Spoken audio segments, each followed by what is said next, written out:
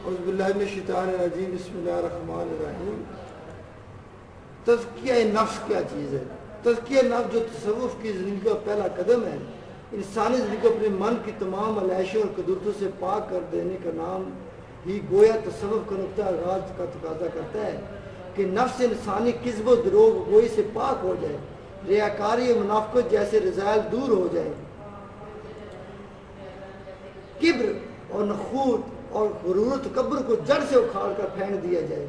حسد و کینہ اور بغض و عناد کا خاتمہ ہو جائے، دنیا کی محبت اور لالچ سے انسانی قلب پاک ہو جائے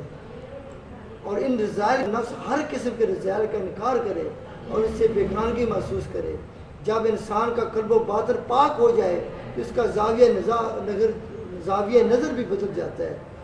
تزکیہ نفس کا مقصود یہ ہے کہ انسان دوسرے کو خود سے بہتر تصور کرے۔ اگر کوئی چھوٹا ہو تو اس لیے خود کو بہتر سمجھے کہ اس کی عمر کم ہے اور اس نے مجھ سے کم گناہ کیے ہوں گے۔ اگر کوئی بڑا ہے تو اسے اس لیے اپنے آپ سے بہتر سمجھے کہ یقیناً زیادتی عمر کے باعث اس کی نیکیاں بھی زیادہ ہوں گی۔ اور اگر آپ کا جو ہے وہ اگر کوئی کمزور ہو تو اس لیے اسے خود سے بہتر سمجھے کہ یہ کمزور ہے، کسی پر ظلم و زیادتی نہ کر سکا، وہ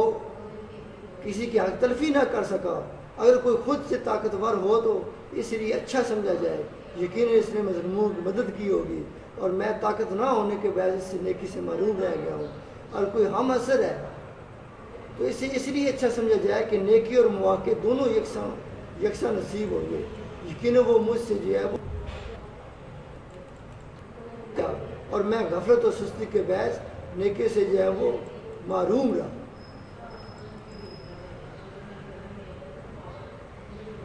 اور یہ نظر کہ تبدیلی اور دراصل انتشال ہے اس حدیث نبوی کا۔ آپ نے دوسرے کے بارے میں گمان کرنے کے بعد فرمایا کہ آقا علیہ السلام فرمایا کہ مومنین کے متعلق اس نے ظن، تو آقا علیہ السلام کا فرمان ہے کہ مومنین کے متعلق اس نے ظن رکھا۔ ایک مسلمان دوسرے مسلمان کے اس نے ظن رکھے، اس نے ظن یہ ہے کہ ہمیشہ جو ہے وہ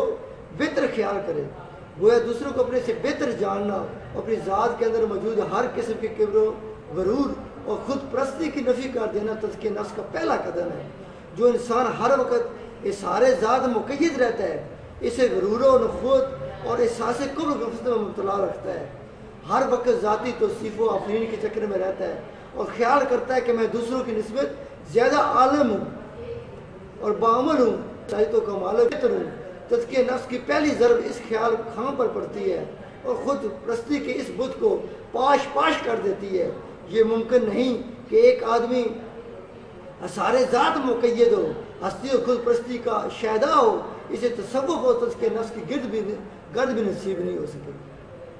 تزکیہ نفس کا تقاضا یہ ہے کہ اگر تجھے تصوف اور حقیقت کی راہ پر چلنا ہے تو اپنی ذات کے اثار کو توڑ کر خود پرستی کے بت کو پاش کر کے تجھے اپنے غرور اور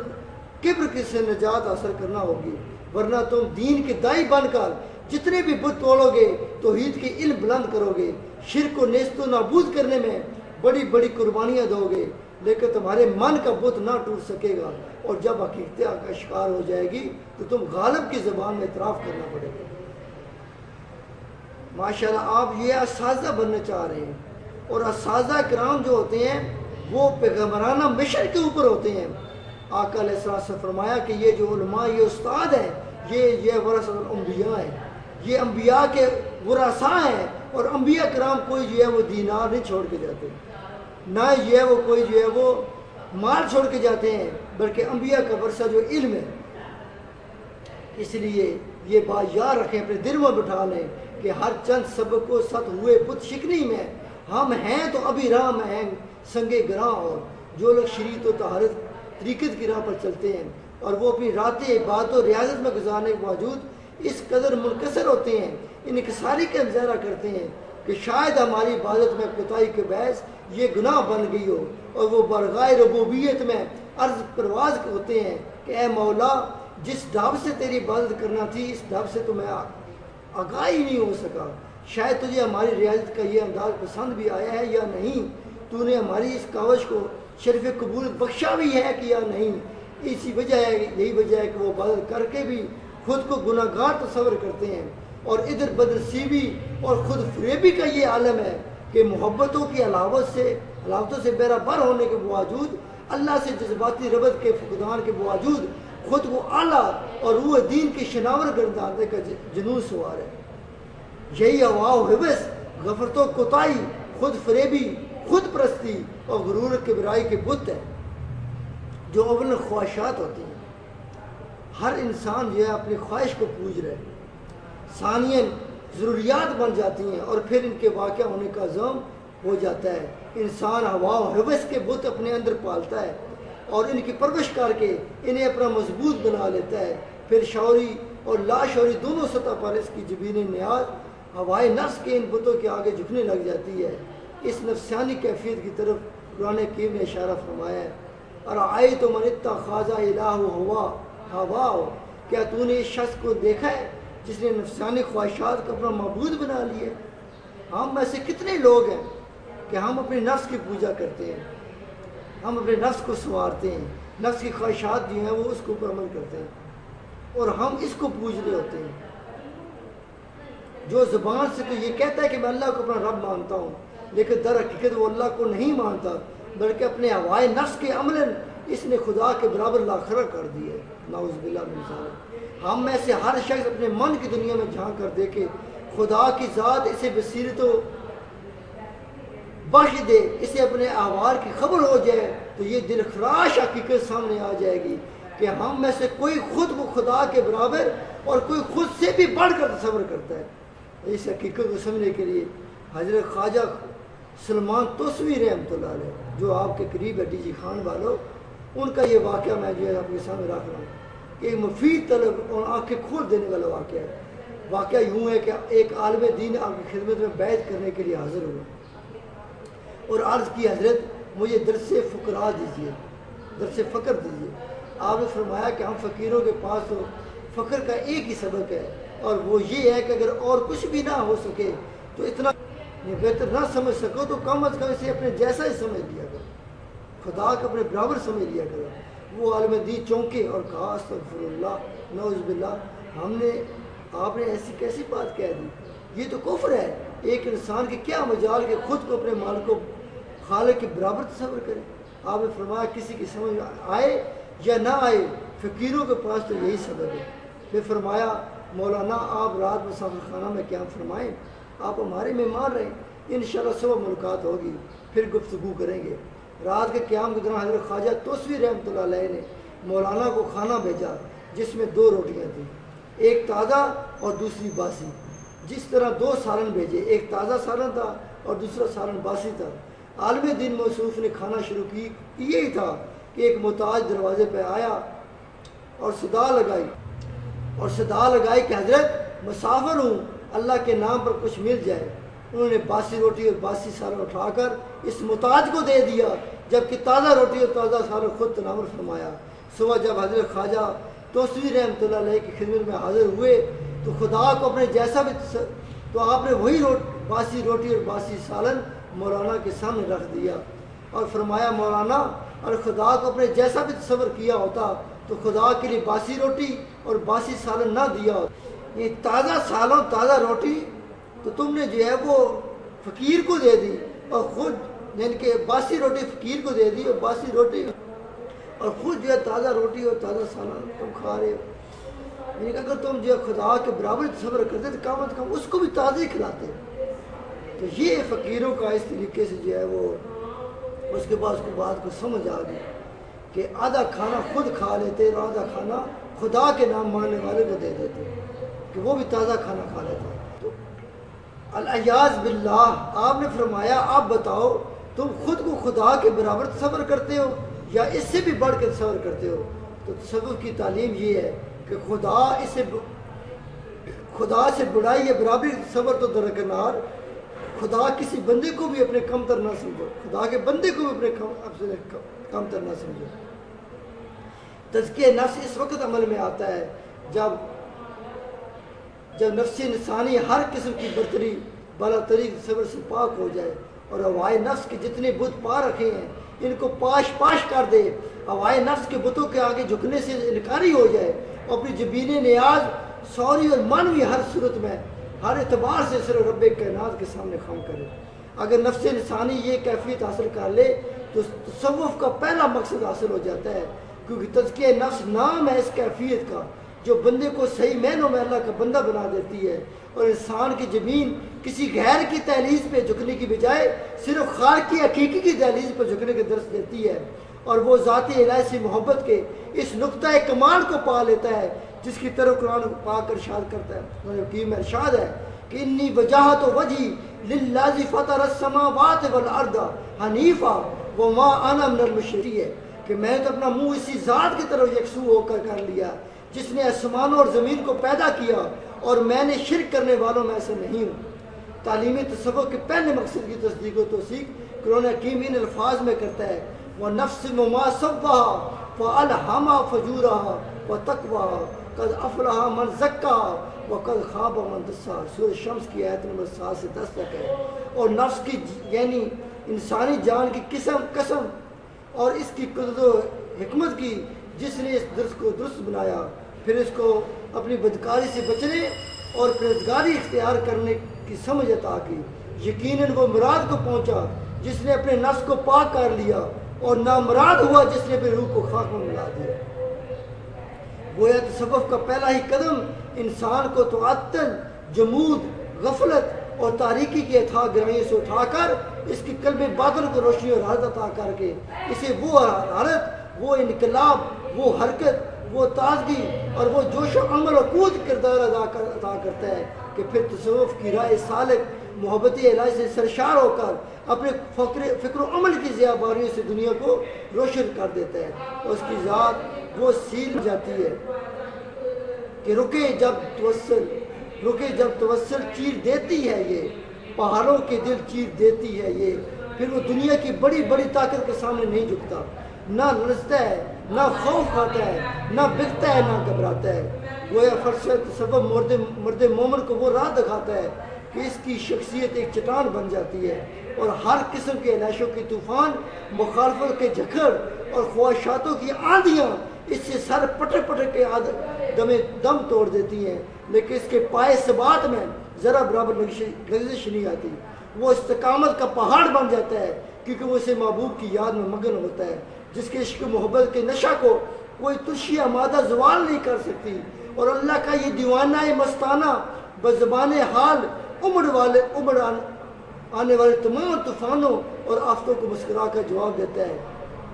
کہ موجے خون سر سے گزر ہی کیوں نہ جائے، آستان یار سے اٹھ جائے کیا۔ اب صفائی قلب کیا چیز ہے؟ تزکیہ نفس کی بحث میں ہم نے تزکیہ نفس کا نقطۂ آغاز، نقطۂ کمال واضح کیا۔ مقصد یہ تھا کہ تعلیمی تصوف کا عمل اپنا مرد مومن کی شخصیت، اس نے جمال اور قوت و جبروت کی جس سانچے میں ڈلتی ہے اس کی ایک ہلکی سی جھلک آغاز ہی میں دکھا دی جائے تاکہ اس کے حسن نظارہ کے مکمل نظارے کے لیے دل و دماغ مشتاق بھی ہوں اور تصوف کا دوسرا جو مقصد یہ ہے وہ دین کے ایک عام تقاضا پورا ہو جاتا ہے، وہ ہے صفائی قلب۔ تجلیہ قلب قرآن حکیم کی بنیادی تعلیم ہے، کیونکہ کار جہاں اس قدر جو ہے وہ دراز ہے کہ قدم انسان کا راہ دہر میں درا ہی جاتا ہے، کوئی بچ کے چلے کتنا یہ ٹھوکر کھائی جاتا ہے۔ جو لوگ اپنے کیے پر نادم نہیں ہوتے اور اللہ تعالیٰ کے ہاں اگر وہ گڑ گڑاتے نہیں ہیں تو پھر اللہ تعالیٰ کی انہیں معافی بھی نصیب نہیں ہوتی، اور ان کی دل پر لگ جانے والی آلودگی اگر وہ اللہ کے ذکر کے ذریعے دھو ڈالتے ہیں اور جو اپنے گناہ پر اصرار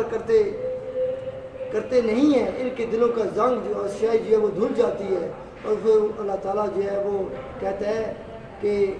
پہلے تو ان کی حالت یہ تھی کَلَّا بَرَّانَ عَلَىٰ قُلُوبِهِمْ مَا كَانُوا يَكْسِبُونَ، کوئی نہیں بلکہ ان کے دلوں پر ان کی کمایا ہوا تھا۔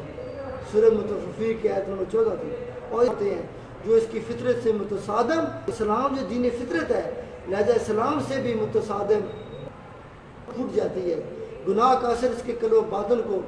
بے قرار و مضطرب کر دیتا ہے، لیکن جب یہ افعال جو ہیں وہ اس کے اوپر چھا جاتے ہیں تو ضمیر مردہ ہو جاتا ہے، کوئی بری بات نتیجہ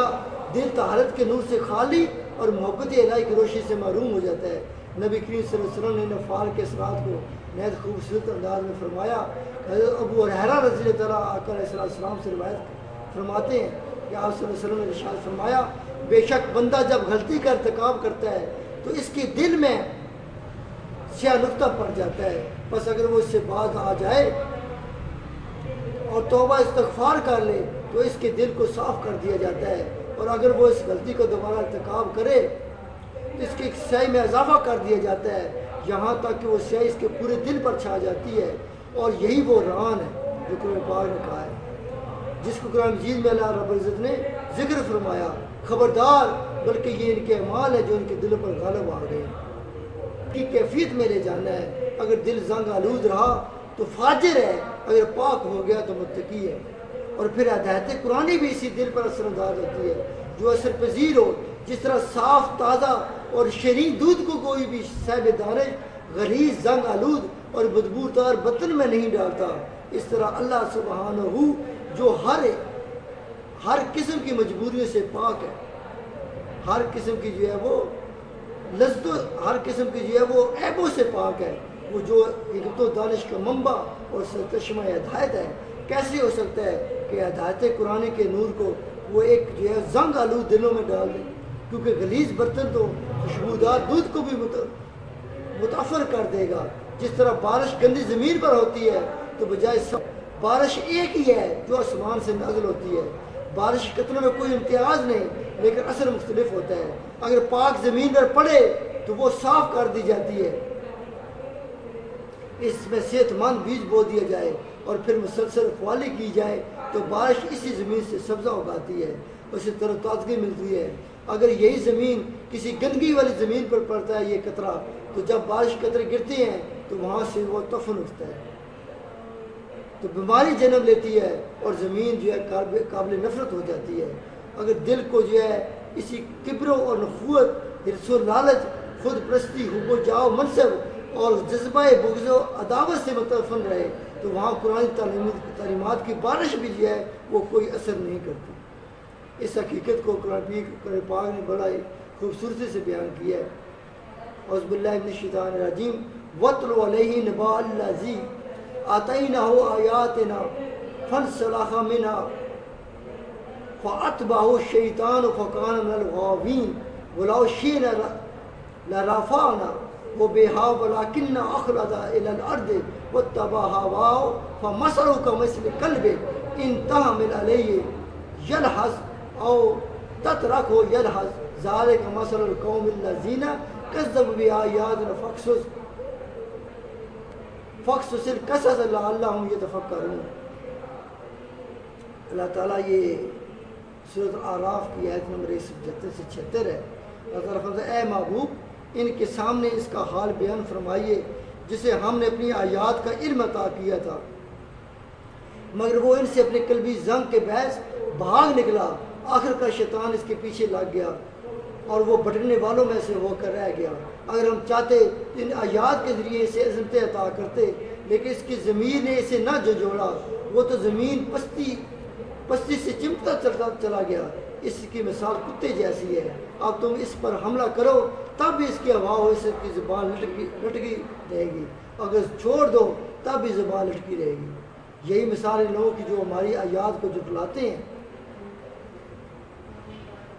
آپ ان سے یہ کسی بیان فرماتے جائیں، شاید کبھی یہ سوچنے میں مجبور ہو جائیں، یہ اگر دل کی دنیا ویران ہو تو آیات کا علم بھی انسان کو کچھ فائدہ نہیں دیتا۔ تو لہٰذا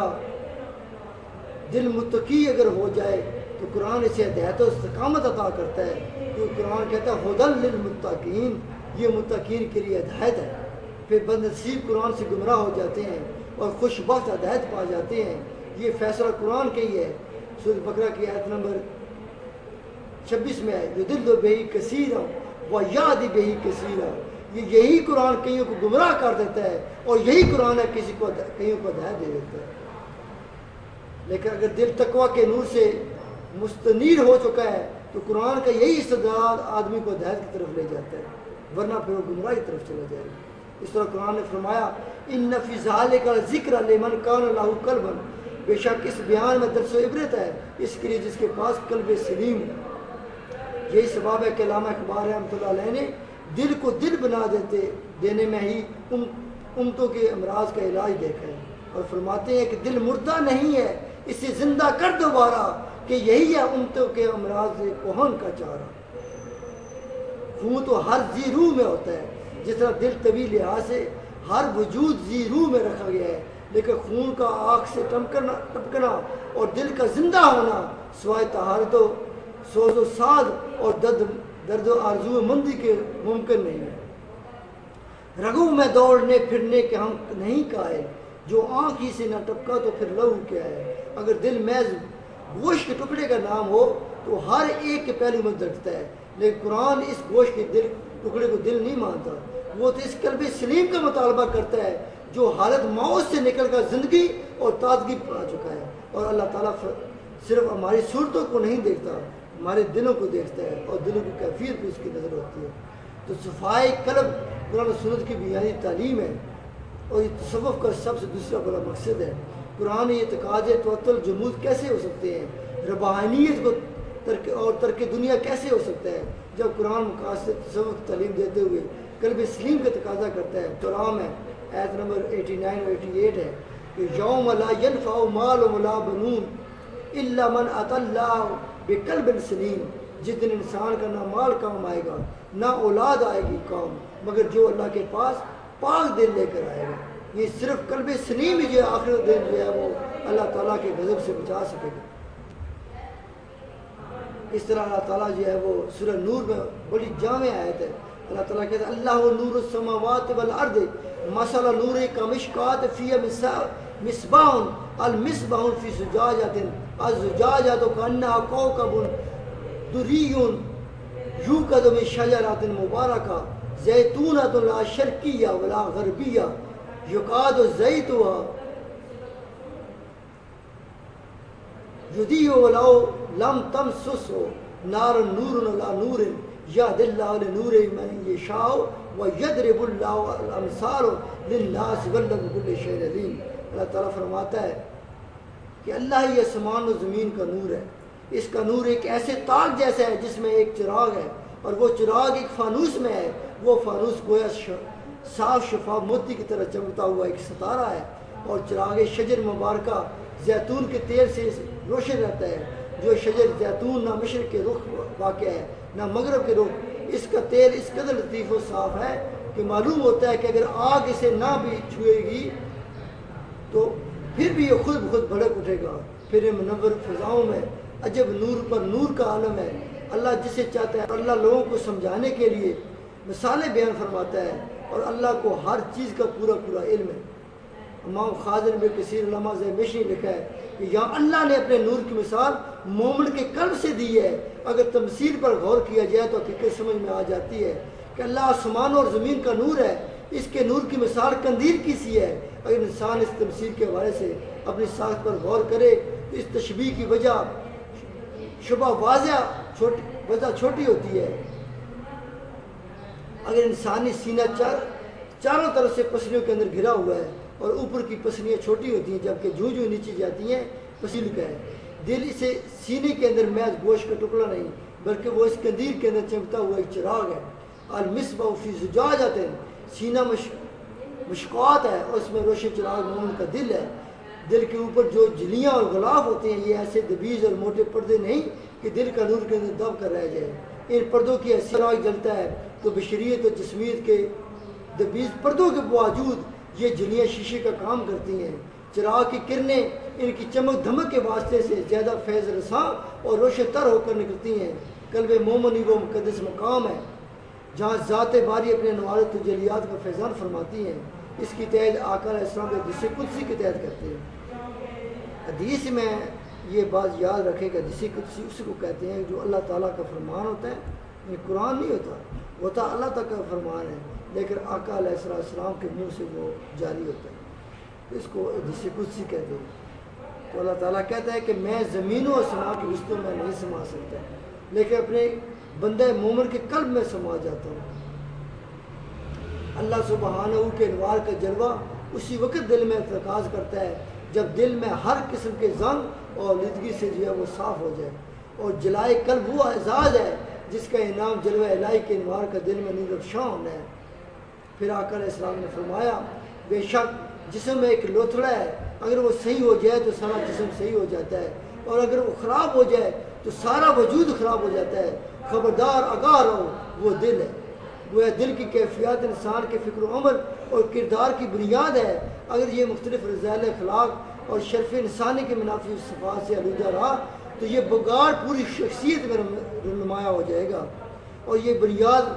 درست ہو جائے تو اللہ کے دربار میں پسندیدہ شخصیت مارج وجود میں آتی ہے۔ الغرض دل وہ بنیاد ہے جس کی کئی پوری زندگی کو ٹیڑھا کر رکھ دیتی ہے۔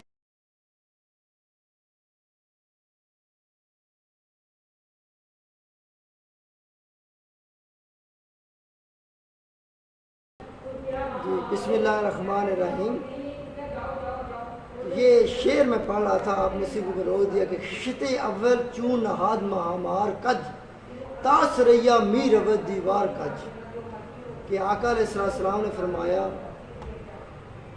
کہ کسی آدمی کے لیے اتنی برائی کافی ہے کہ وہ لوگوں پر یہ زہر کرے کہ وہ اللہ سے ڈرتا ہے اور اس کا دل فاجر نافرمانی کرنے والا ہو، یہ منافق کی صورتحال۔